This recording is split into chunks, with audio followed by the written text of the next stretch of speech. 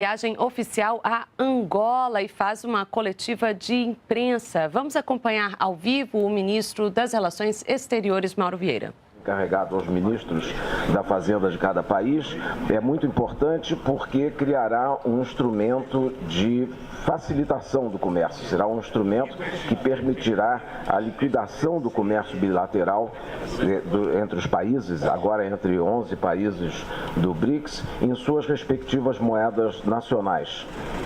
Esse é um passo importante e inovador e que ampliará essa rede de mecanismos que já existem entre vários países. Também nessa ocasião foi discutido a questão da ampliação, primeiro da reforma da governança global e da ampliação do Conselho de Segurança das Nações Unidas como órgão político mais importante e que tem a responsabilidade de gerir e de administrar a paz e a segurança internacional. Os países do BRICS declararam que é importante que se promova e os países que ingressam no BRICS daqui para frente deverão seguir vários princípios comuns, dentre outros, vários critérios, dentre outros, evidentemente, ter boas relações, todos terem relações diplomáticas e comungarem dos mesmos princípios, mas também o apoio à reforma do Conselho de Segurança das Nações Unidas, com a ampliação dos seus membros em ambas categorias, de membros permanentes e não permanentes, de forma que seja um órgão mais democrático. Eu sempre digo que quando a ONU foi criada, em 1945, havia 54 países. Hoje são 193 membros permanentes, alguns poucos observadores, países ainda observadores. Evidentemente, a ONU hoje em dia tem 4 vezes mais membros do que tinha no início da sua criação. Portanto, há vazios, há áreas que não estão representadas, como a África, e o Brasil sempre acompanhou essa candidatura, essa presença da África pelo apoio que sempre deu à declaração de Eswatini e também América Latina e alguns grandes países na Ásia. Portanto, essa foi uma discussão muito importante. Imediatamente após a reunião do BRICS, o presidente Lula veio a Angola para essa histórica visita de Estado. Ele fez questão de que fosse a primeira visita de Estado a um país africano, pelas relações históricas que ambos os países têm, pela contribuição enorme que tem a Angola no Brasil, na cultura, na música, na política, no povo, no jeito de ser dos brasileiros, que tem muito, como vimos há pouco pela apresentação musical aqui, que poderia ser uma apresentação musical feita no Brasil por um grupo brasileiro. Aí vemos as raízes da nossa cultura. O presidente João Lourenço recebeu o presidente Lula nessa visita de Estado, em que houve importantes reuniões bilaterais, que se discutiram temas de interesse dos dois países. O presidente Lula cumprimentou o presidente João Inácio pela presidência pro tempore entre 2021 e 2023 da Comunidade dos Países de Língua Portuguesa. Os dois chefes de Estado se encontrarão amanhã novamente em São Tomé e Príncipe, onde acontece a cúpula da CPLP. Discutiram temas políticos globais, temas econômicos, também falaram a respeito das zonas de paz e cooperação do Atlântico Sul, as OPACAS, que é uma organização, uma entidade do qual o Brasil e Angola participam desde o princípio, cujo objetivo é transformar o Atlântico Sul em uma zona de cooperação em todos os aspectos e de paz. O Brasil tem grande interesse, como a África do Sul também, no desenvolvimento dessa reunião, dessa organização, cuja próxima reunião se realizará no Brasil em princípios de 2026, reunião de ministros. Também foram assinados nessa ocasião importantes acordos e memorandos de entendimentos bilaterais. Há um importante memorando de entendimento na área da agricultura, pecuária e abastecimento, assinado entre os ministérios competentes dos dois países. Houve também um acordo sobre exercício de atividades profissionais remuneradas pelos dependentes de pessoal diplomático, consular e militar e administrativo em ambos os países. O terceiro foram 7 instrumentos assinados. O terceiro é um memorando de entendimento na área do turismo sustentável, que visa estimular justamente o turismo em ambos os países.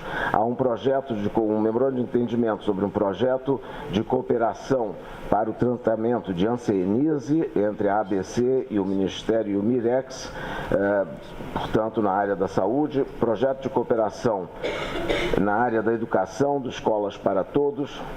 Memorando de entendimento entre o SEBRAE e o INAPEM.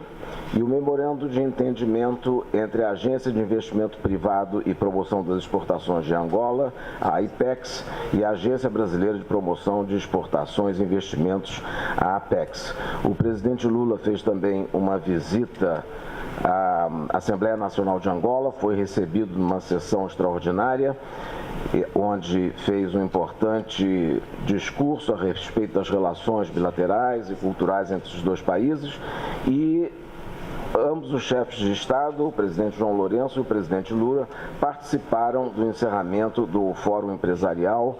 Foi um encontro muito importante, com cerca de 600 empresários de ambos os lados, onde foram discutidos oportunidades de investimento e de comércio em ambos os países. Finalmente, assinamos, eu e o ministro Tete Antônio, um comunicado final da visita do que fez o presidente Lula a Angola, e neste comunicado conjunto, que inclui todos os itens que eu citei, há também um convite formal do Brasil, do presidente Lula, para que o presidente João Lourenço participe em novembro do ano próximo da reunião do G20 no Rio de Janeiro, na cúpula, que, como os senhores sabem, o Brasil, a partir de dezembro desse ano, assume a presidência do G20. E, nesta qualidade, está formulando um convite para que a Angola participe da próxima reunião. Esses são os pontos mais importantes da visita. E creio que agora o presidente Lula poderá acrescentar o que não cheguei a dizer. Muito obrigado. Muito bem, Mauro. Olha, apenas uma coisa, que é o seguinte: está aqui nessa reunião o companheiro, sabe, presidente da PEX e o companheiro presidente do Senai, do SEBRAE. Eu não sei se vocês querem falar alguma coisa, Jorge, se vocês querem falar alguma coisa do que foi o evento que vocês promoveram aqui. O significado disso. Você pode vir aqui. E depois, Odete, se você quiser vir aqui e explicar o que você veio fazer aqui. Você fez acordo do SEBRAE com... Porque assim a imprensa fica bem informada e não fala mal de vocês.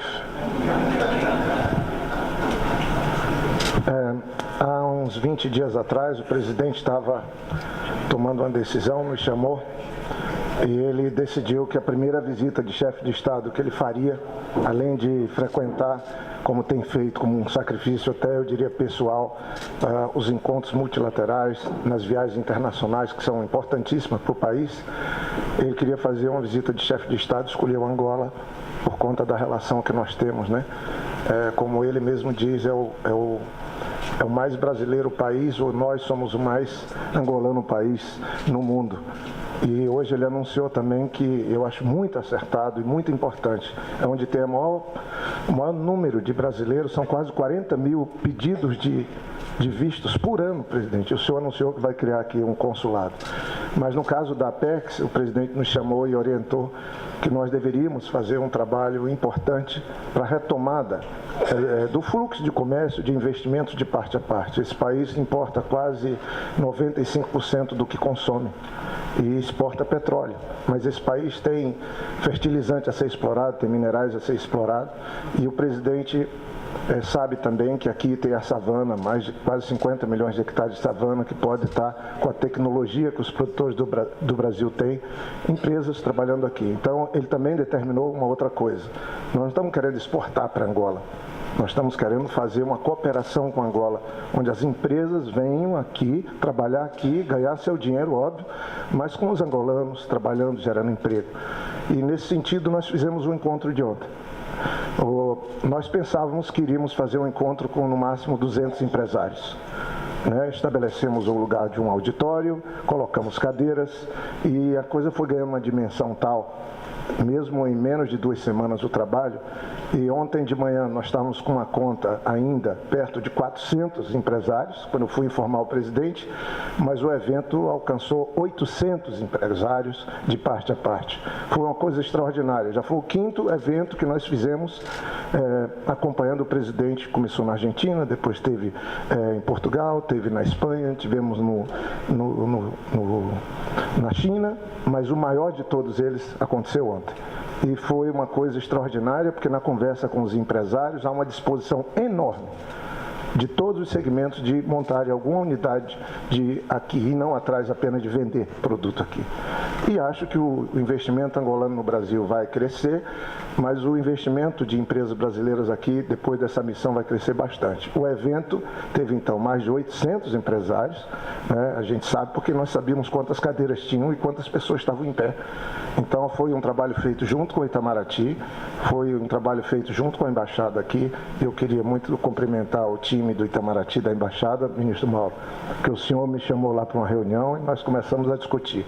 E aí o que eu quero deixar também aqui muito registrado é que, lamentavelmente, o Brasil manteve relação diplomática com Angola, mas ele deixou num descaso total todo e qualquer entendimento no sentido de estimular que acontecesse fluxo de comércio exterior. Angola, nesse período, pagou toda a dívida que tinha com o Brasil, honrou, antecipadamente, é bom que se diga, presidente, eles anteciparam os pagamentos, ou seja, um país que tem uma plena liquidez com o Brasil, e nessa ausência do Brasil aqui na África, a China chegou, a Índia chegou, a Turquia chegou, e o Brasil perdeu muito espaço. Mas, com o presidente Lula de volta, com o Brasil de volta, certamente, pelas afinidades que tem, o compromisso histórico, o Brasil vai saber aproveitar esse espaço, mas do ponto de vista humano. Uma pessoa que trabalha comigo, eu encerro com isso, ouviu a fala do presidente por 45 minutos, disse assim, não era o presidente do Brasil só que estava falando, era o secretário-geral da ONU, porque os termos, os conceitos que o presidente usou ontem, faz falta da gente ouvir vindo da maior organização de congregação dos países no mundo inteiro. Então, presidente, a partir de agora, como o senhor falou, é negócio Apex. Eu passei uma manhã trabalhando com a IPEX, que é a mesma correlata nossa aqui, e muito provavelmente nós vamos ter uma estrutura trabalhando juntos, a Apex, a IPEX. Hoje eu vou com o presidente para São Tomé, porque lá está sendo criada uma associação das agências de investimento dos países de língua portuguesa. Isso vai ajudar muito aquilo que o senhor quer, que rapidamente os negócios comecem a acontecer.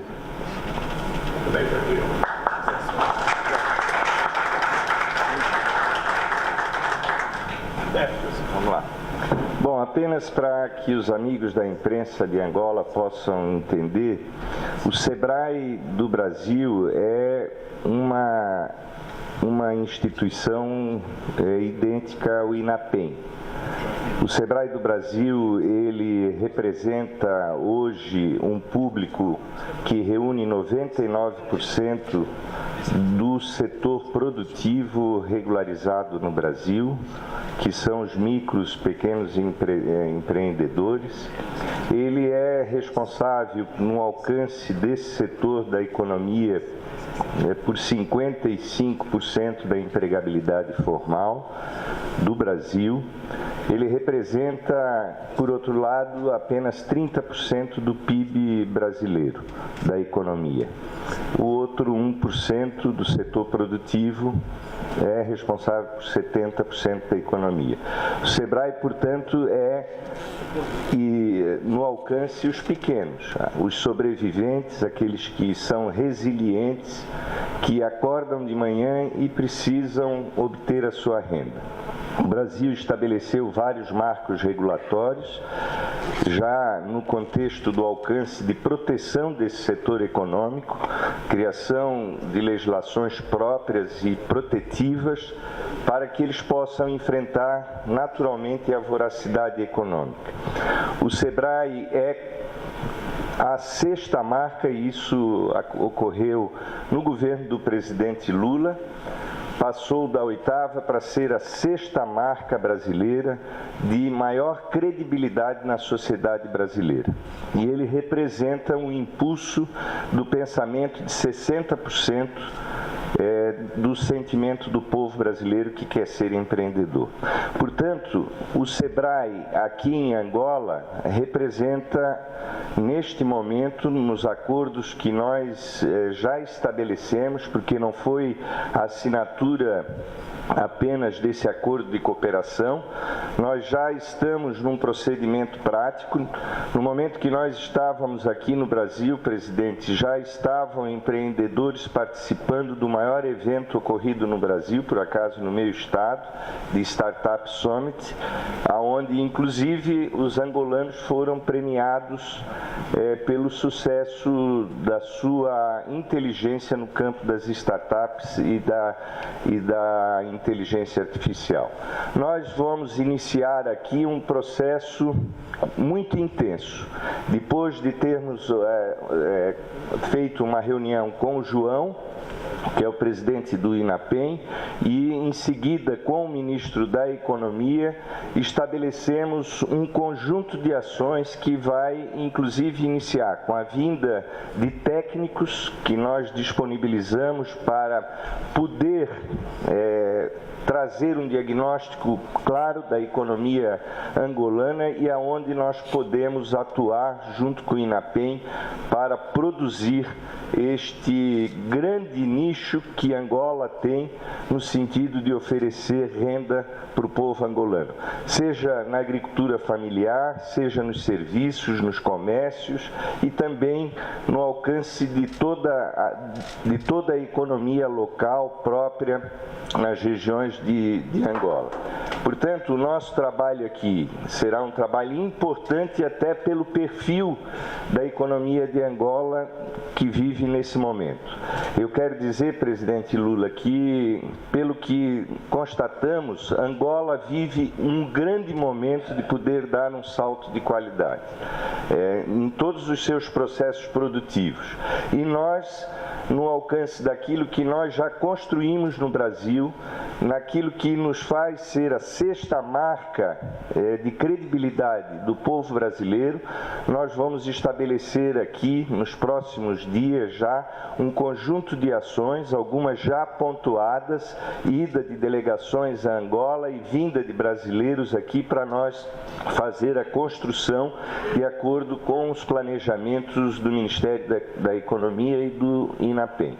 Portanto, cumprindo a determinação de Vossa Excelência, o SEBRAE vai aqui trazer em concreto uma rica experiência sem igual, inclusive nos países em desenvolvimento.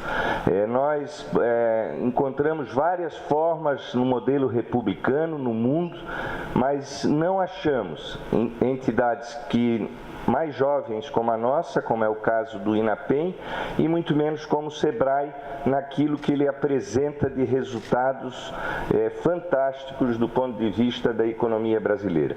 É importante ressaltar que não é apenas estimular o empreendedorismo, o negócio, mas é da gestão, é garantir ambiente de negócio, é construir uma linha também nas relações internacionais da economia que está globalizada e é também em vários setores da economia aqui, criar escala, ou seja, tem muitos negócios em Angola que estão paralisados no sentido de que não ampliaram o seu ativismo econômico. Então nós vamos também mostrar os caminhos seguros das experiências que nós temos para que aquele pequeno empreendedor ele possa produzir escala, ou seja, aumentar o número de empregos, aumentar a sua conformação capital.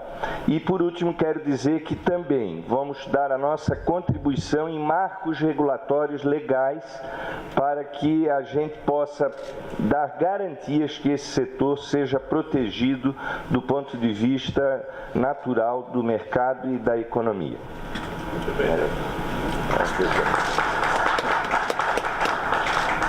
O cara vendeu o Sebrae bem aqui, hein? Se fosse um partido político, você já ia se filiar. Olha, eu vou falar pouco e vou querer responder as perguntas de vocês. Eu só queria que vocês atentassem para um fato novo. O Brasil estava afastado do mundo há pelo menos 7 anos. O Brasil não fazia nenhuma questão e nenhum esforço de estabelecer uma melhoria nas suas relações internacionais, não apenas do ponto de vista comercial, mas também do ponto de vista político, não apenas do ponto de vista dos interesses do Brasil, mas do ponto de vista da necessidade e dos interesses dos outros países. Eu, quando tomei posse em 2003, eu dizia para o meu amigo Celso Amorim que era preciso que a gente mudasse a geografia econômica do mundo, fazendo com que o Brasil deixasse de olhar apenas para a Europa e apenas para os Estados Unidos e que o Brasil olhasse para o mapa mundo como um todo. O Brasil está de frente para o continente africano e está de costa para a América Latina. Então o milagre que nós fizemos para melhorar a relação foi virar de frente para a América Latina e ficar de frente enxergando o continente africano. É por isso que eu fiz tantas viagens à África, abrimos 19 embaixadas, novas no continente africano. Tentamos estabelecer uma política de mostrar que um país grande como o Brasil pode ser generoso e ter determinadas ações que significam solidariedade, plena. Foi por isso que nós fizemos uma escola, à distância em Moçambique, que chegou a ter 900 alunos.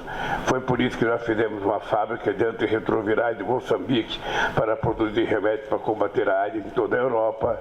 Foi por isso que a gente levou a Embrapa para a Gana, na perspectiva de que a gente pudesse dar à savana africana o mesmo tratamento que demos no Cerrado brasileiro e transformar a savana africana num grande polo produtor de alimentos, inclusive pelos próprios empresários brasileiros que quisessem investir, porque da África para a Europa tem umas vantagens comerciais que do Brasil para a Europa não tem.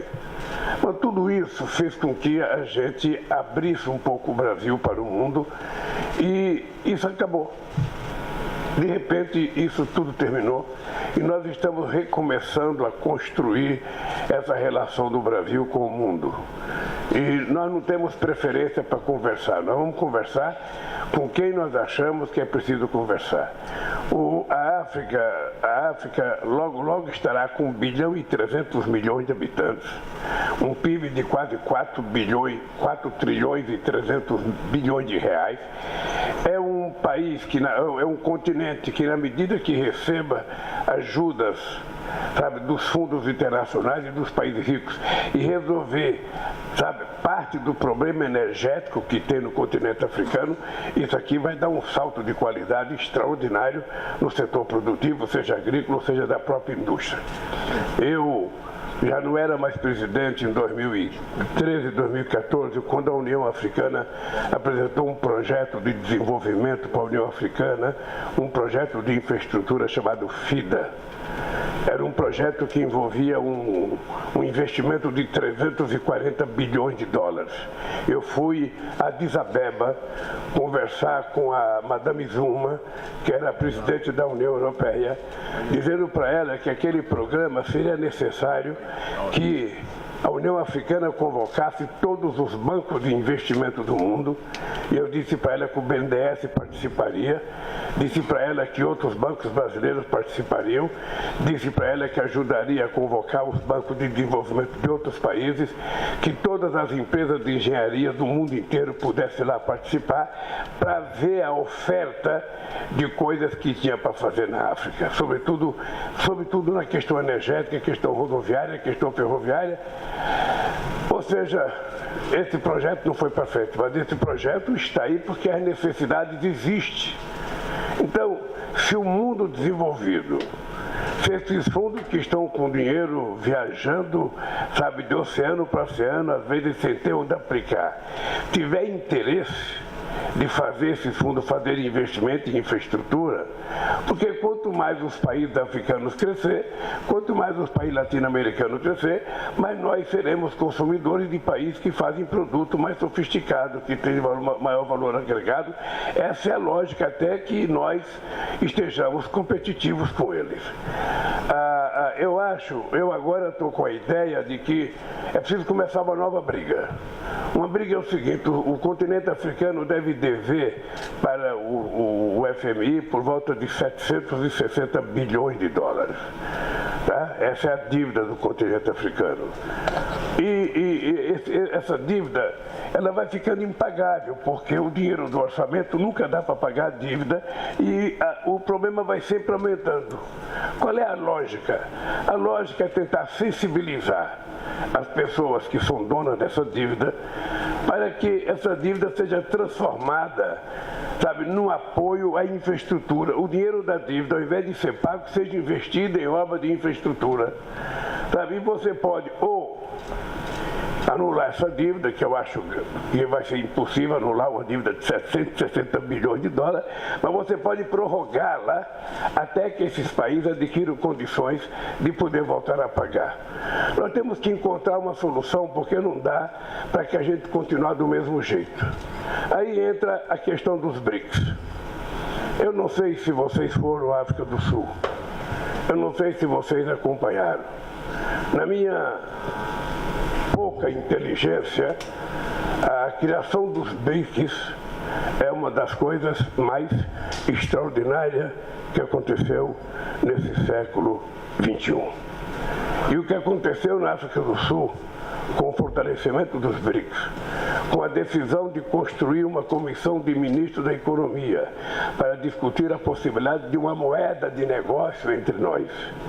O que aconteceu nos BRICS, da gente criar a aprovação de que os países que participam do BRICS vão forçar e ajudar para que a gente possa mudar o conceito de segurança da ONU, é muito importante. Eu, durante 8 anos que eu fui presidente, eu falava com Tony Blair, falava com Gordon Brown, falava com Angela Merkel, falava com Bush, falava com Obama, falava com Sarkozy, falava com Chirac, ou seja, eu falava com todo mundo da necessidade de reformular o conceito de segurança, porque a ONU já não representa mais aquilo aquilo que ela foi criada. A ONU de 2023 está longe de ter a mesma credibilidade da ONU de 45. O Conselho de Segurança, que deveria ser a segurança da paz e da tranquilidade, é o Conselho de Segurança que faz a guerra sem conversar com ninguém. A Rússia vai para a Ucrânia sem discutir no Conselho de Segurança, os Estados Unidos vai para o Iraque sem discutir no Conselho de Segurança, a França e a Inglaterra vão invadir a Líbia sem passar pelo Conselho de Segurança. Ou seja, quem faz a guerra são os países do Conselho de Segurança, quem produz armas são os países do Conselho de Segurança, quem vende armas são os países do Conselho de Segurança. Então está errado. É preciso que haja uma compreensão de que precisa ter mais países. Qual é a representação da África no Conselho de Segurança? Qual é a representação da Ásia? Qual é a representação da América Latina? E nós deixamos claro que nós defendemos que o Brasil entre no Conselho de Segurança, nós defendemos que a Índia entre no Conselho de Segurança, que a Alemanha entre, que o Japão entre, tem divergência outros, mas não é nossa. Países grandes como o Egito, como a Nigéria, que possa entrar no Conselho de Segurança para que a gente tenha uma representação geográfica mais condizente com a realidade de hoje. Em 48, a ONU conseguiu criar o Estado de Israel. Em 2023, ela não consegue fazer cumprir a área reservada aos palestinos. Ou seja, ela ficou enfraquecida na questão climática, é mais grave, porque em todas as COP nós decidimos muitas coisas, e nenhuma delas é cumprida. Por que não é cumprida? Porque não tem um Estado soberano, sabe? A ONU não tem força para dizer, olha, isso aqui nós temos que cumprir, senão haverá, sabe, determinadas ações com o Estado que não cumprir. Não existe, você aprova as coisas na COP e fica para ser aprovado no Estado Nacional. Como o Estado Nacional não aprova, as coisas não são cumpridas. Vide o protocolo de Kyoto, que o parlamento americano nunca aprovou e não vai aprovar. O Acordo de Paris nunca aprovou e não vai aprovar. Então é preciso que as pessoas compreendam que se a gente está levando a sério a gravidade da questão climática, se a gente está levando a sério o esquentamento do planeta, nós temos que levar a sério a organização multilateral mais importante que nós criamos até agora, que é a ONU. Então, eu acho que desse ponto de vista os BRICS foi extraordinário, e mais extraordinário é a quantidade de países que querem entrar. Daí o Mauro Vieira ter dito que é preciso a gente estabelecer critério, porque também não é, sabe, para você encher de país, é para você ir colocando de forma criteriosa as pessoas que querem participar, e nós queremos quanto mais gente melhor. Então eu acho que foi uma coisa excepcional. E uma outra coisa que eu acho que vocês precisam notar é que vocês mesmos já escreveram em artigos de vocês, certamente, muitas vezes, trataram o Brasil como terceiro mundo. Muitas vezes vocês trataram a África como terceiro mundo. Muitas vezes vocês trataram a China como terceiro mundo. Depois passou uns 10, 15 anos, vocês pararam com a terminologia terceiro mundo e começaram com os países em desenvolvimento. Tá? Agora vocês vão ter que escrever Sul Global. Veja que chique que vai ser agora a manchete do Estadão. Lula participa do Sul Global. Lula é presidente de um país que está no Sul Global. Ora, mudou, ficou mais chique. Vamos ser francos. E é muito importante porque o mundo fica mais equilibrado nas discussões geopolíticas. Agora, você pode fazer uma reunião dos BRICS com o G7 em condições de superioridade, porque o PIB na paridade de compra, os BRICS têm mais. Os BRICS agora representam 36,7% do PIB de paridade de compra. O G7 representa 29% agora. Então, as condições geopolíticas para você negociar mudam. E você negocia em conjunto. Você pode negociar os BRICS com o Mercosul, os BRICS com a CELAC. Eu acho que muda um pouco a geopolítica que, quando eu cheguei na presidência em 2003, o que acontecia? O Brasil, eu posso citar, porque vocês conhecem bem, o Brasil passou meio século, sabe, esperando que os Estados Unidos fizessem alguma coisa para o Brasil. Não, eles vão ajudar, eles vão dar dinheiro, eles vão ajudar. Era vergonhoso um governo como o do Fernando Henrique Cardoso, que era um democrata e ninguém pode dizer que não era, sabe, que tinha uma pessoa competente no Ministério da Fazenda como o Malan, que era uma figura respeitável, sabe, todo ano chegar 2 pessoas do Fundo Monetário Internacional para fiscalizar as contas brasileiras. Era uma coisa vergonhosa. Saber que um país soberano estava recebendo economistas do FMI para visitar as contas nossas. Quantas vezes o Malan foi a Washington pedir dinheiro para o FMI e não era nem recebido? Por isso é que eu tomei a decisão de pagar. Isso eu aprendi com a minha mãe. Se você não pagar o que você deve, você não anda de cabeça erguida. Então você pague. E eu paguei e ainda emprestei mais 15 bilhões para a FMI. Agora nós somos credores. Agora eles estão com vergonha de nós. Qualquer dia eu mando os economistas ir lá fiscalizar a conta deles. Sabe? Essa é a realidade da política. Essa é a realidade da política que vai mudar. Eu agora vou para a ONU e lá eu vou ter um dia em que nós vamos, eu e Biden, vamos lançar um global, sabe, de geração de empregos. Nós vamos fazer uma proposta junto, documento assinado, eu e Biden, para fazer uma proposta de criação de emprego, para ser discutida no G20. Como é que a gente vai gerar emprego nesse primeiro quarto do século XXI, com essa loucura, sabe, da internet, com essa loucura digital, com essa loucura de inteligência, sabe, artificial? Então eu nem cheguei a ficar inteligente, já nasceu outra inteligência melhor do que eu. Eu vou ter que ficar correndo atrás o tempo inteiro. Então, essas coisas no mundo do trabalho é muito delicado. Você, jornalista, sente isso. Você, jornalista, sente isso na vida de vocês. Aliás, eu acho que o jornalista sente desde a greve de 79, quando descobriram que o jornal podia sair com vocês em greve, sabe, só com as agências. Então, é o seguinte, nós temos uma chance extraordinária de mudar a lógica de um país como o Brasil.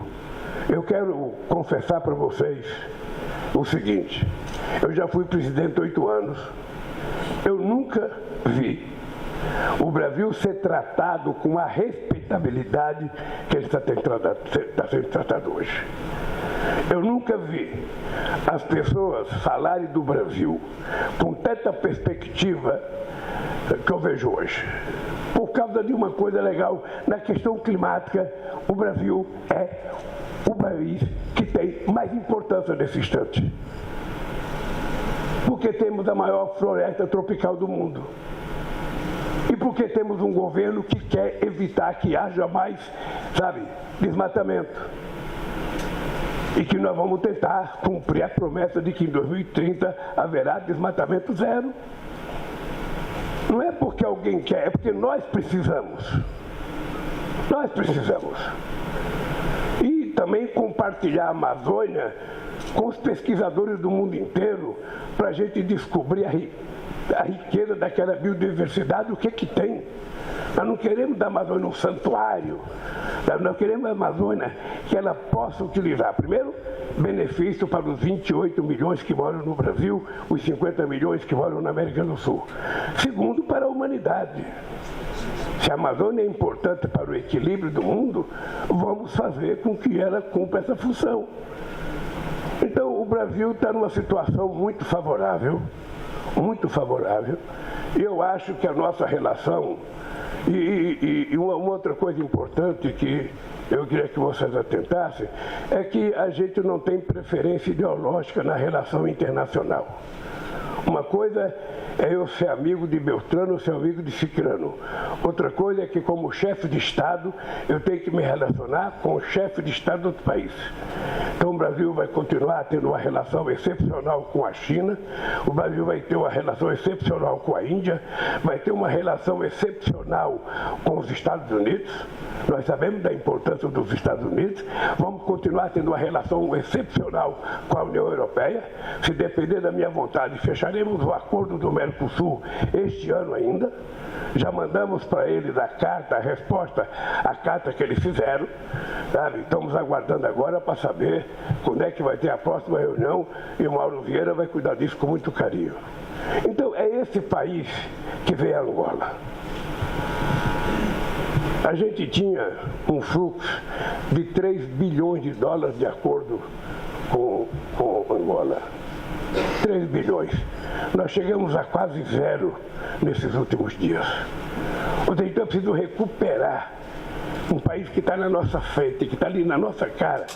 E quero dizer para vocês uma coisa que eu vou fazer. Chegando ao Brasil, vou convidar para uma conversa as empresas de aviação, o Ministério do Transporte e a Agência Nacional. Eu quero discutir por que que um país do tamanho do Brasil não tem vergonha de não ter um voo para a África? A Etiópia tem um voo para o Brasil. A África do Sul tem voo para o Brasil. Angola tem voo para o Brasil. Cabo Verde vai reabrir uma linha dele para o Brasil até o Ceará. E por que um país, sabe, grande como o Brasil, não tem algumas linhas que possam vir para o continente africano?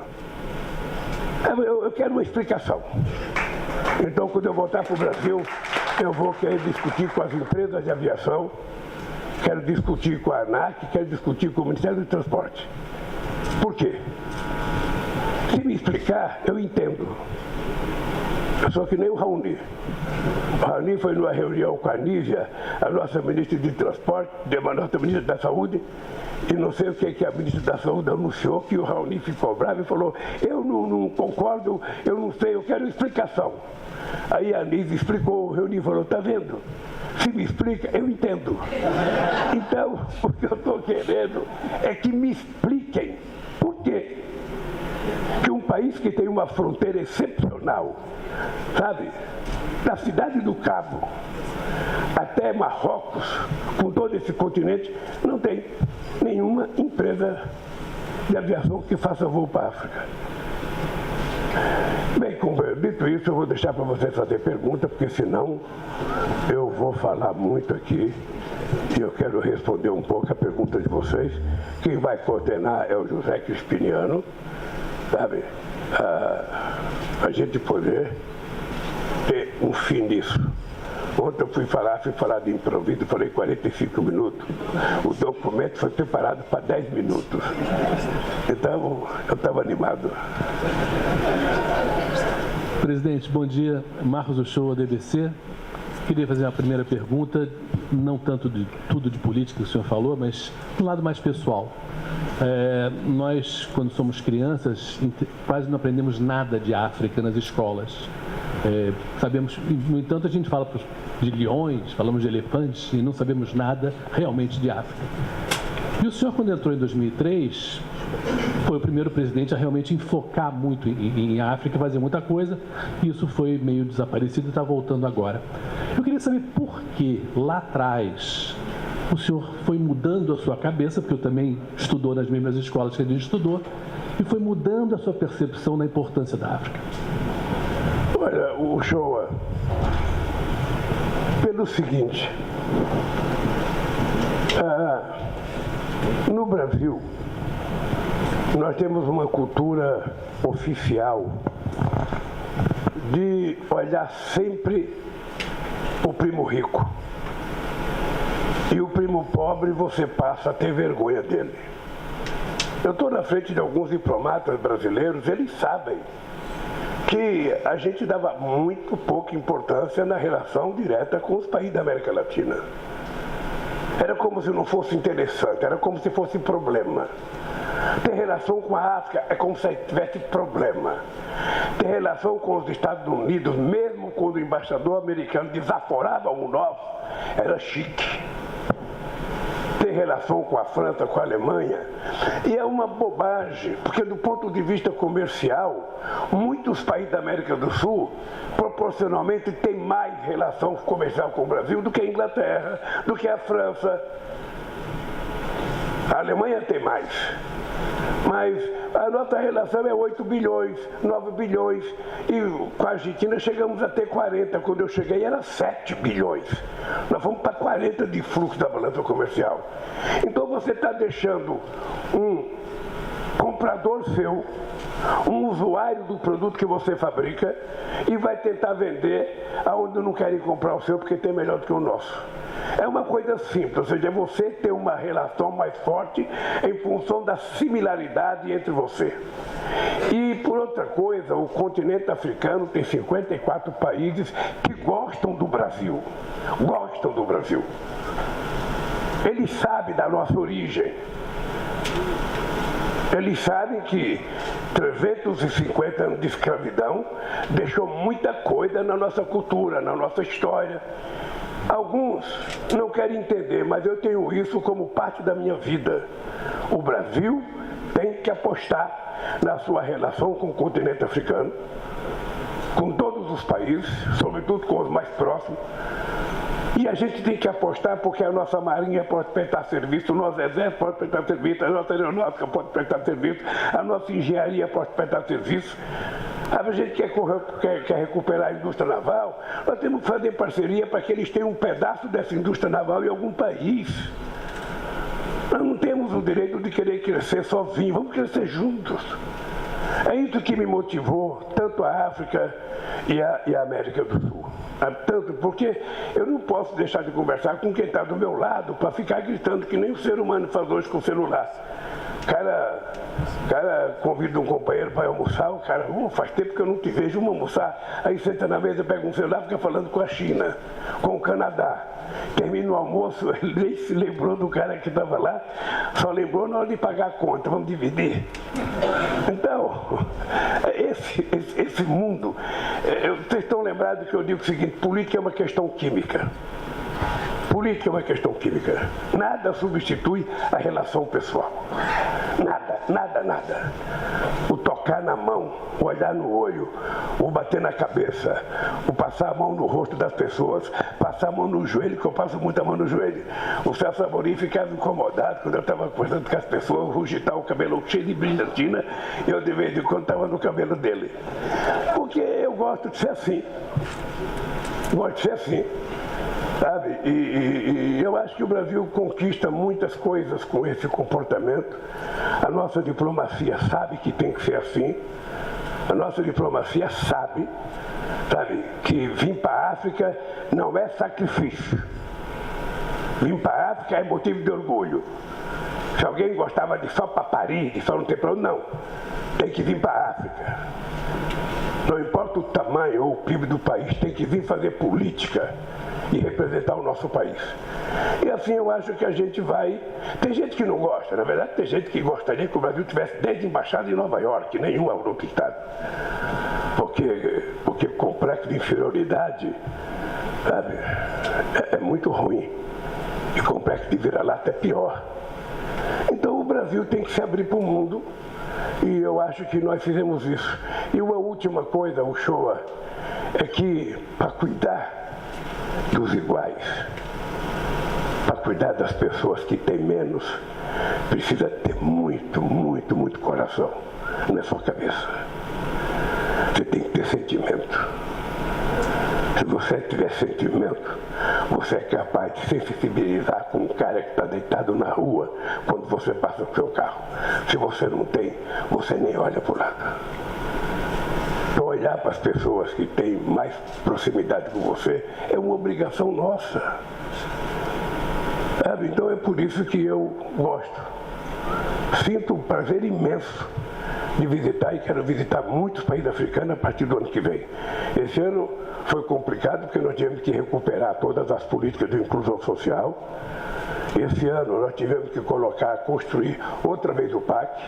E dentro do PAC nós tínhamos 14 mil obras paralisadas desde o meu tempo de governo, do tempo da Dilma. E que nós temos que fazer essas obras. E elas são prioritárias. Então, agora que as coisas estão arrumadas, a casa está funcionando. Ontem foi aprovado tudo que a gente queria. Eu até quero aproveitar aqui de Angola, agradecer ao Parlamento Brasileiro, que com quase 390 votos aprovou o salário mínimo, aprovou a redução do imposto de renda para a pessoa a partir de R$ 2.640. Até R$ 2.650 as pessoas não vão pagar imposto de renda, aprovou o marco fiscal que a gente queria. Sabe? Então, as coisas estão funcionando. Porque nós estamos tentando exercitar a democracia, sabe, na sua necessidade total. E é isso, companheiros, que eu tenho essa preferência e esse carinho por esse imenso continente. Sim. Boa tarde, Sr. Presidente. Eu chamo Pedro Fernandes, sou jornalista. Fale mais perto do microfone, querido. Exatamente. Boa tarde, Sr. Presidente. Eu chamo Pedro Fernandes, sou jornalista de uma rádio, LAC, que é o acrónimo de Luanda Antena Comercial. Foi uma rádio que foi fundada em 1992, a primeira rádio privada surgiu aqui em Luanda. Agora emite, pronto, estamos na internet, mas em termos artesianos, foi a primeira rádio fundada, portanto, em Angola, independente. E não foi por acaso que a rádio surgiu, no final da Guerra Fria, o mundo a mudar, novos ares, novos ventos sopravam aqui na política angolana, depois de uma guerra que tivemos desde a independência, em 75, em que o embaixador brasileiro teve um papel muito importante, o embaixador Ovídio, e depois, em 92, tivemos as eleições que, infelizmente, não trouxeram a paz ao país, que só foi conquistado em 2002. Portanto, nós estamos com paz em Angola há 20 anos. Como consequência, temos um país destruído. Estamos agora numa fase de reconstrução de Angola. Eu, há uma semana, estive aqui no Centro Cultural Brasil-Angola, Guimarães Rosa, e num workshop que foi aqui realizado, que serviu também para marcar o início do programa oficial da sua visita ao nosso país, foi dito que o Brasil estaria interessado em partilhar a experiência do programa Fome Zero, que teve muito impacto no Brasil, com a sua presidência, com o seu consulado, que estaria disponível para partilhar essa experiência com Angola, que estamos numa fase de dificuldades económicas para muita da nossa população, que é assolada pela pobreza e pela má nutrição. Eu gostava de saber se nos contactos que manteve com o seu homólogo angolano, João Lourenço, o presidente João Lourenço, essa situação foi aflorada por si, essa possibilidade de o Brasil poder partilhar essa experiência do programa Fome Zero aqui na nossa terra. Muito obrigado, Sr. Presidente. Olha, na verdade, você só vai acabar com a fome se os países compreenderem que o povo pobre tem que entrar no orçamento da nação. Não adianta você começar a fazer o seu orçamento, você tem tanto para a diplomacia, você tem tanto para a defesa, você tem tanto para a educação, você tem tanto para a saúde, tudo é importante. Mas tem que ter a parte do povo pobre. E foi isso que nós conseguimos fazer que desse certo no Brasil.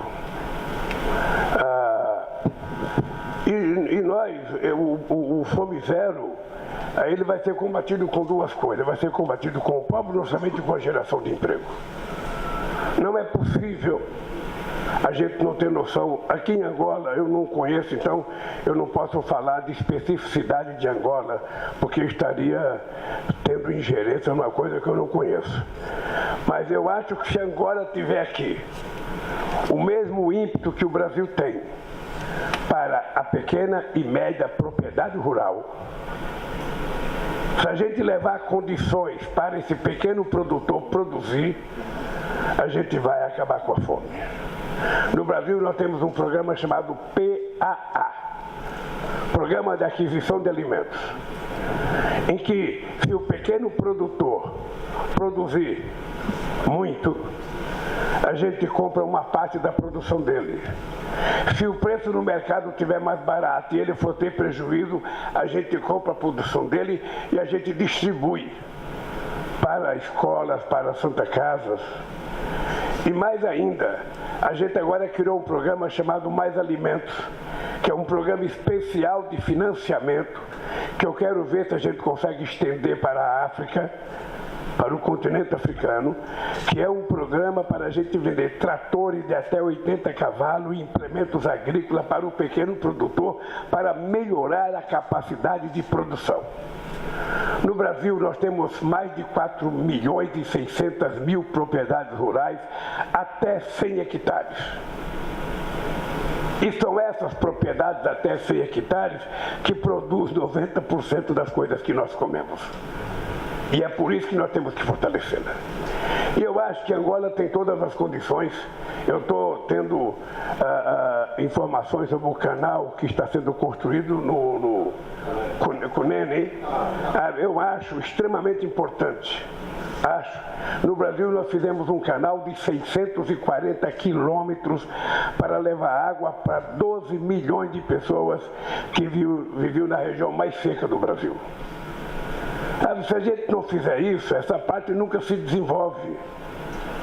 E eu acho que nós vamos resolver, e nós temos interesse em trocar com Angola todas as experiências das nossas políticas de inclusão social, levando em conta a realidade de cada país. A gente não quer impor as nossas regras a nenhum país. O que nós queremos demonstrar, é possível fazer. Adapte essas regras à sua realidade e faça que você vai ter sucesso. E a maior arma é a geração de emprego. Por isso a economia tem que crescer. E é por isso que no Brasil nós fizemos agora um programa que vai ser utilizado tendo uma quantia de 1.720 bilhões de reais para a gente fazer hidrovia, ferrovia, aeroporto, portos. Vai uma parte do orçamento da União, uma parte financiamento e uma parte vai ser a iniciativa privada com a construção de PPPs. E eu tenho apenas 3 anos e meio para outra vez anunciar: acabou a fome no Brasil. O Brasil voltou a crescer, voltou a gerar emprego e o povo está mais feliz. O Brasil passou 7 anos sem aumentar o salário mínimo acima da inflação. Nós aumentamos agora. O Brasil passou 6 anos sem aumentar o dinheiro da alimentação escolar. 7 anos. Nós aumentamos agora. Então, quando você tem pouco dinheiro se movimentando na mão das pessoas, a economia começa a funcionar. Quando você tem muito dinheiro concentrado na mão de poucas pessoas, o que vai aumentar é a miséria do país. Eu já tenho consciência disso e por isso eu tenho consciência que nós vamos recuperar e teremos imenso prazer em compartilhar com Angola as nossas experiências bem-sucedidas e também mostrar as coisas que não deram certo, para que ninguém repita o erro do Brasil. Eu já fiquei feliz ontem no parlamento de Angola. Eu já vi a pluralidade política exercendo. Eu fui na África do Sul e eu vi a preocupação da ANC, porque a oposição começa a crescer. E quando a oposição começa a crescer, você tem que negociar. Você precisa conversar com os adversários, né? No Brasil, eu tenho 513 deputados, o meu partido tem 70. Então, me falta quase 350 deputados para fazer negociação. Senador de 81, eu tenho só 9. É ruim, é ruim. É ruim porque você tem que conversar mais. Mas quem quer fazer política tem que aprender a conversar. E a gente conversa com quem a gente gosta e com quem a gente não gosta. O que a gente precisa é convencer as pessoas da importância das coisas que você quer que seja votado. Presidente, boa tarde. Rodrigo Carvalho, da TV Globo e da Globo News. Falando em conversa, o senhor falou ontem assim que meus amigos do FMI que se preparem, porque vai fazer parte do meu discurso cobrar parte da renegociação da dívida com os países africanos, 700 bilhões de dólares de dívida. A gente levando isso ao ar e publicando nos jornais, fica parecendo utópico, né? Não, nada contra utopia, muito pelo contrário, mas qual é o argumento concreto que se coloca na mesa com o FMI para convencer essa renegociação, investimento em infraestrutura, com quem o senhor vai falar e o que exatamente? Qual é o argumento? Não tem nada mais utópico do que um pernambucano nascido em Garanhuns, que comeu pão pela primeira vez com 7 anos de idade, que só tem um diploma de torneiro mecânico, ser eleito 3 vezes presidente da República do Brasil. E aconteceu. Aconteceu porque a gente acredita e a gente tenta transformar as coisas. Eu sei que não é fácil, mas a cobrança que eu falo não é só a cobrança de uma atitude radical, é a cobrança de uma atitude de fazer as pessoas refletirem sobre o que vai acontecer no mundo se a gente não resolver isso. Ou seja, você tem 54 países, dos quais uma grande maioria, não todos, está com uma dívida muito grande no fundo ou em outros bancos, e que ele não pode fazer a obra, não pode se desenvolver, não pode pagar. Então tem que ter uma decisão. Qual é a decisão? Você pode até, por um determinado momento, dizer para os caras: bom, o que você tinha que pagar para a gente, você vai fazer as obras mais importantes do teu país. Pode até colocar fiscalização. Vai ser difícil, Mas se a gente não começar a discutir agora, a gente não vai encontrar uma solução nunca. Sabe, o FMI e os países ricos têm que levar em conta isso. A gente precisa resolver o problema de 735 milhões de pessoas que passam fome no mundo. A gente precisa começar a resolver o problema da desigualdade. A desigualdade ela é suportável quando você pode pagar 30 mil num terno, eu posso pagar 20. Mas quando você pode pagar 30, eu não posso pagar nada, começa a ficar difícil. Quando você pode comer 3 vezes por dia, eu não posso comer nenhuma, fica difícil. O que nós queremos é apenas que as pessoas compreendam. Nós estamos preocupados com a questão climática, mas pelo amor de Deus, nós temos que nos preocupar com a desigualdade. A desigualdade de gênero, de raça, de educação, de saúde, é muita desigualdade. Enquanto pouca gente está ficando muito rica rapidamente. Esses empresários da internet aí surgiram há 10 anos, 15 anos, já tem gente com 150 bilhões de dólares. O que uma pessoa vai fazer com 150 bilhões de dólares? Se eu desse para vocês, vocês não sabiam o que fazer com tanto dinheiro? Por que não se cria condições, sabe, da humanidade ficar mais justa, já que ela percebe que se tiver uma guerra nuclear, ela se destrói. Então eu acho que a gente não tem que ter medo de ter utopia, não. A utopia, às vezes, é a sobremesa da nossa alimentação.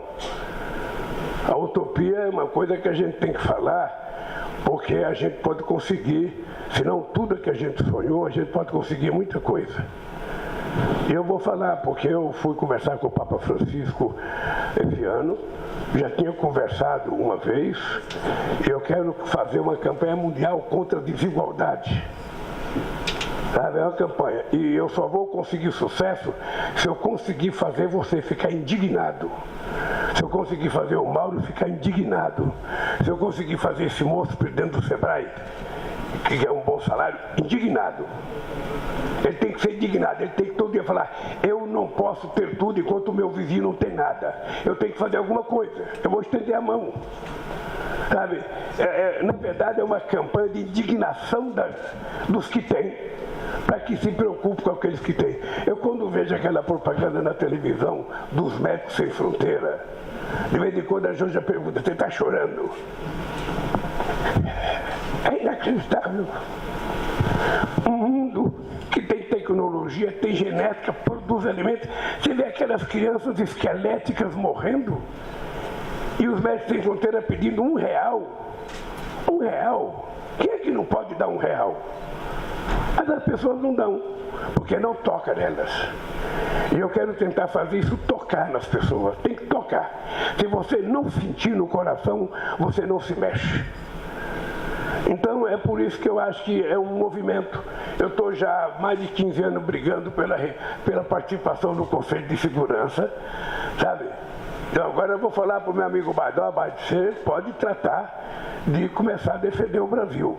Porque quando eu era presidente outra vez, o Tony Blair e o Gordon Brown eram favoráveis, Sarkozy e o Chirac eram favoráveis, o Putin e o Medvedev eram favoráveis, tinha contra, sabe, a China por causa do Japão, porque a gente criou o G4. O G4 era Índia, Alemanha, Brasil e Japão. Então, a China não queria delicadamente que o Japão entrasse. E os Estados Unidos nunca disse sim, mas nunca disse não, mas também nunca disse nem perto de si, nunca ficou em silêncio. Eles não querem que a gente entre. E a gente vai brigar com eles para entrar. Eu acho que tem que mudar, eu acho que eles vão mudar. Então a gente não tem que ter medo de fazer coisas utópicas, não. Aliás, eu acho que o mundo está precisando de um pouco de utopia. Acreditar que o amor pode vencer o ódio. Acreditar que a gente pode ser mais sensível com o nosso vizinho. Acreditar que a gente pode falar bom dia para o cara que vai entrar no elevador conosco. Que a gente vai cumprimentar as pessoas. Uma coisa tão simples que está virando utopia, é o ódio que está estabelecido na sociedade. E agora com essa dependência do celular, porque isso é uma dependência. Igual que a coisa dependência, não sabe viver. Antigamente tu estava a mão até para dar tchau para outra, agora você nem faz porque está com 2 celulares na mão. Levanta com 2 na mão, vai dormir com 2 na mão, acorda às 4 horas da manhã, já pega o celular, vai dormir meia-noite e pega o celular. Você quer ver uma notícia antes de agarrar no sono? E às vezes essa notícia não vai deixar você dormir. Então, porra, é mudar o... Eu não vou nem falar de você, já. Não vou nem falar de você. Então, é esse mundo que eu não quero deixar de acreditar. Por isso eu acho que assim,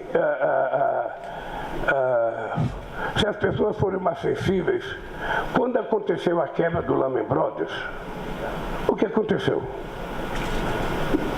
Os estados resolveram criar bilhões e bilhões de dólares para pagar. Não foi assim? Agora nessa guerra, sabe quanto que já foi gasto ano passado na guerra? 2 trilhões 224 bilhões de dólares. Com armas. Não era melhor ter gasto com feijão, arroz, macaxeira, mandioca, espinha, como queira chamar, sabe? Buchada, rabada também. Não era melhor gastar isso com comida para os pobres? Então eu sei que às vezes eu às vezes fico vendo o Papa Francisco no sermão dele falar de coisa muito legal para a humanidade, eu fico pensando assim, porra, ninguém está levando ele a sério. Mas eu levo e falo também, não importa que não me leve a sério. Um dia um vai acreditar, aí depois o outro vai acreditar. Daqui a pouco as pessoas estão acreditando. Mas alguém tem que começar a falar. Quem é que acreditava que o Gandhi conseguisse a independência da Índia com o movimento pela não violência? Quando todo mundo estava acreditado que era se pegar em arma, matar, não sei das quantas, ele resolveu fazer a independência de um país que tem 1 bilhão e 400 milhões de habitantes hoje com a não violência. Os caras iam para cima dele, ele sentava. Os caras queriam brigar, ele não brigava. É que nem eu, não quero brigar com ninguém. Pode ficar certo, eu não quero brigar com ninguém, eu quero construir um outro modo de vida para que esse país dê certo.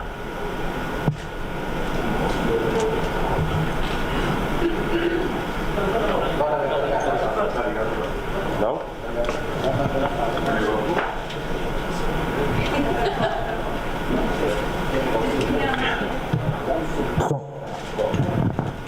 Muito obrigado pela oportunidade, Sr. Presidente Lula, e a Embaixada do Brasil, também o Embaixador Rafael Vidal, meu amigo. Eu sou Armindo Laureano, sou diretor do Novo Jornal, o maior jornal privado generalista em Angola. Eu vou-lhe fazer uma referência, uma sugestão, 2 sugestões no final e 2 perguntas. É rápido, vai ser rápido. A primeira referência é. A primeira referência é. Eu vou ser rápido, vou meio tempo. A primeira referência é o facto de ter descerrado aqui aquela placa em homenagem ao embaixador Ovídio de Melo, uma figura muito pouco conhecida no Brasil e em Angola, pelo ato de coragem que teve, que foi o reconhecimento numa altura de ditadura militar no Brasil, em que a nação que ele reconheceu era vista como uma nação comunista. Ele foi contra a vontade das suas lideranças e sofreu com isso, foi hostilizado no seu próprio país e teve sempre uma relação boa com os jornalistas angolanos. E quando vi aquele momento, é um momento que nos enche de orgulho, e esta missão que o senhor tem no Brasil e Angola de falarem da figura de Ovídio de Melo. Ele sofreu por isso, pelo ato que teve, e hoje é um ato muito importante para a relação dos nossos 2 países. Eu vou para a questão. Há 10 anos eu estive em relação com a embaixadora Ana Lúcia Gentil Cabral Peterson, que está na Ásia agora, que era embaixadora do Brasil em Angola. E já falávamos há 10 anos na necessidade de ter um consulado do Brasil em Angola. Uma conversa de 10 anos. O senhor falou aqui há pouco, eu sei que chegou ao terreno e teve essa percepção, porque há muito tempo que o Brasil, os seus embaixadores cá, já têm pedido isso ao Itamaraty. E espero que isso não demore depois de 10 anos. Sabe porquê? Porque há um elemento da reciprocidade, porque Angola tem consulados em São Paulo e no Rio. E em quase 50 anos de relação, o Brasil, com 27 mil cidadãos cá, a maior comunidade africana em África. O Brasil tem consulados na África do Sul, onde tem 3 mil. Na Nigéria, nem 500 brasileiros têm. E aqui, onde tem 27 mil brasileiros a viverem, não há um consulado. Vai ter consulado agora. Espero bem que sim e que não leve mais de 10 anos. Dentro desta questão, por que tanto tempo para ter um consulado?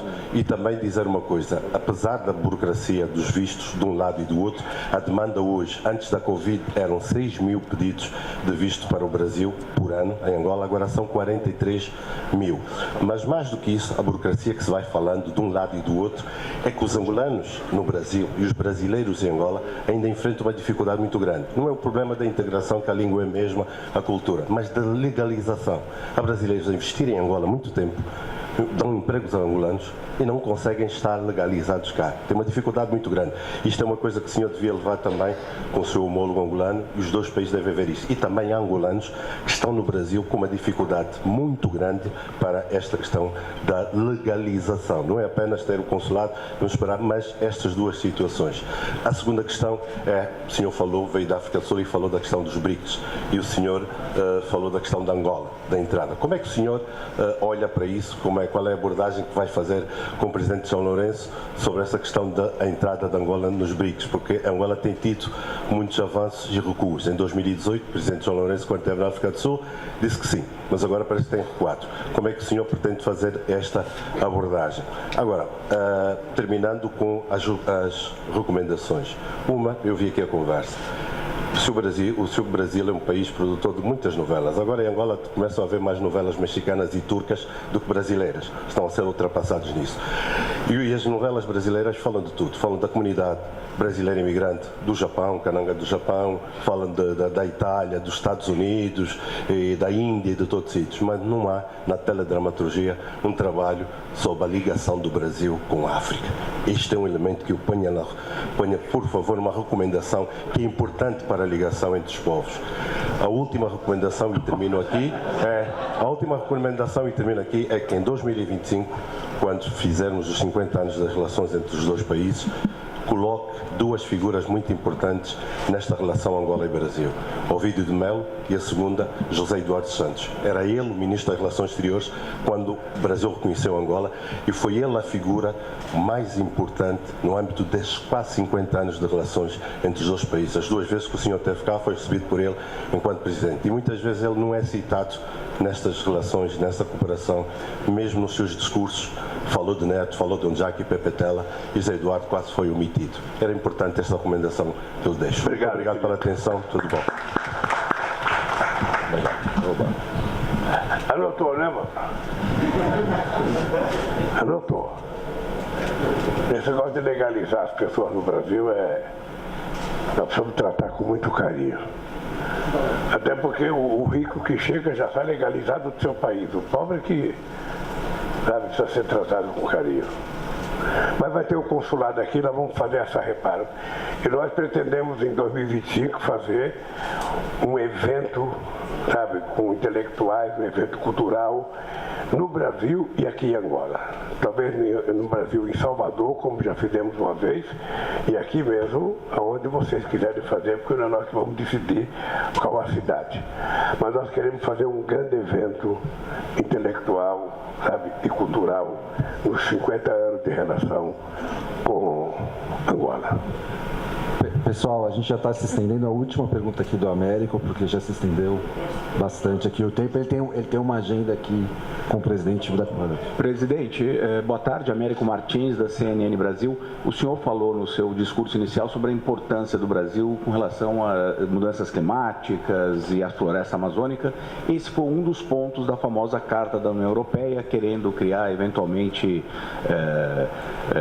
represálias ao Brasil por conta disso. O senhor acabou de dizer que essa carta do Mercosul já foi enviada para a União Europeia com uma resposta às demandas europeias. O que a carta diz? Qual é a posição do Brasil? Não, a carta nossa, nós respondemos a carta deles, colocando aquilo que nós entendemos que deva ser a base do acordo, e dizendo que não aceitamos que uma carta entre amigos tenha ameaça.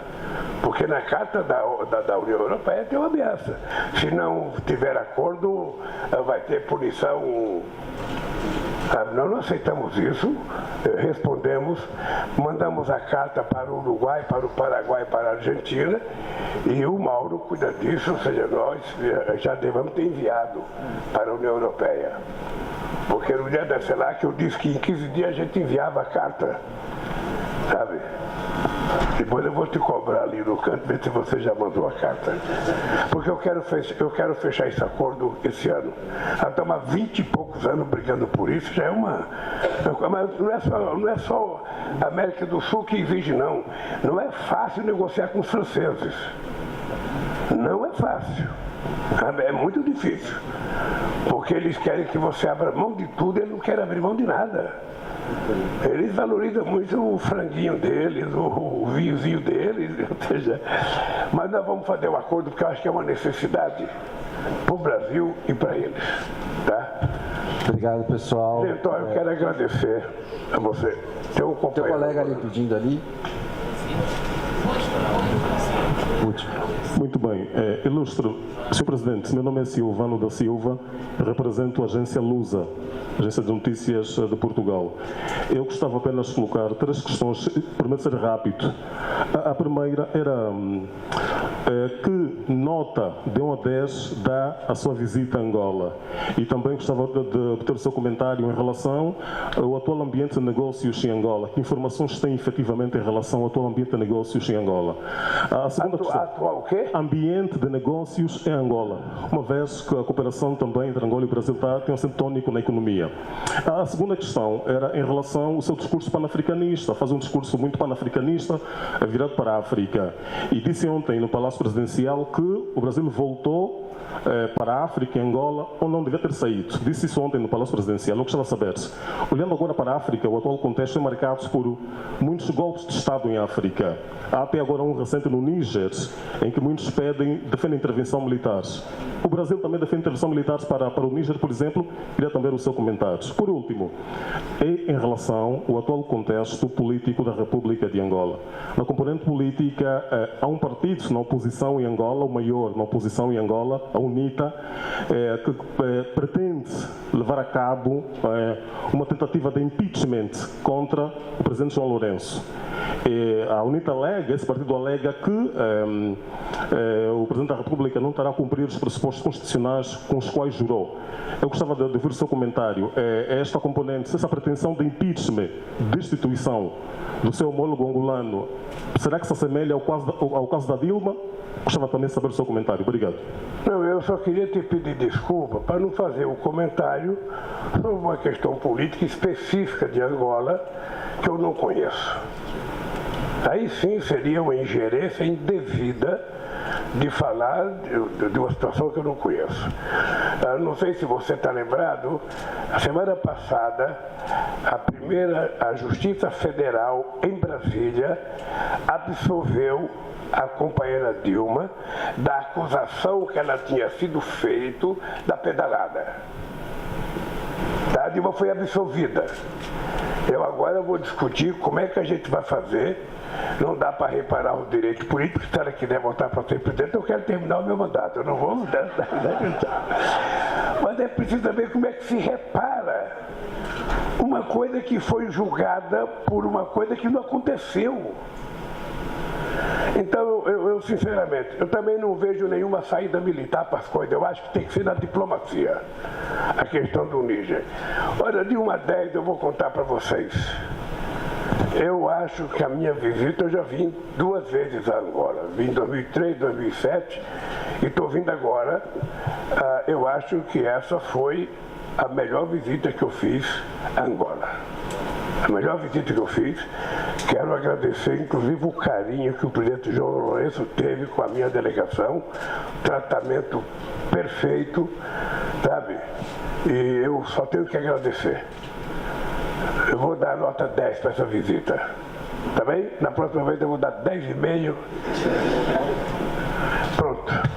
Obrigado, pessoal. Boa tarde. Eu tenho um grupo agora.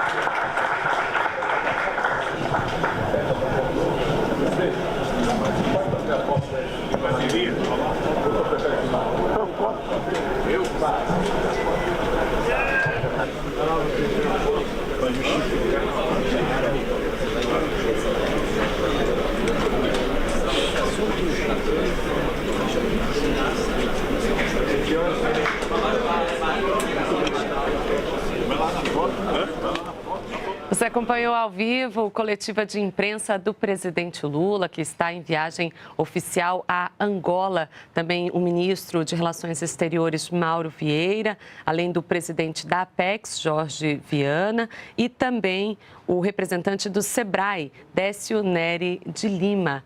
O presidente Lula segue em viagem oficial pela África. Daqui a pouco nós temos a cerimônia oficial de despedida do presidente, vamos transmitir ao vivo. E amanhã ele segue para São Tomé e Príncipe, onde vai participar da cúpula dos países de língua portuguesa. Você acompanha todos os detalhes aqui conosco no canal Gov. Não saia daí, voltamos a qualquer momento. Siga também nossas redes sociais. Até já!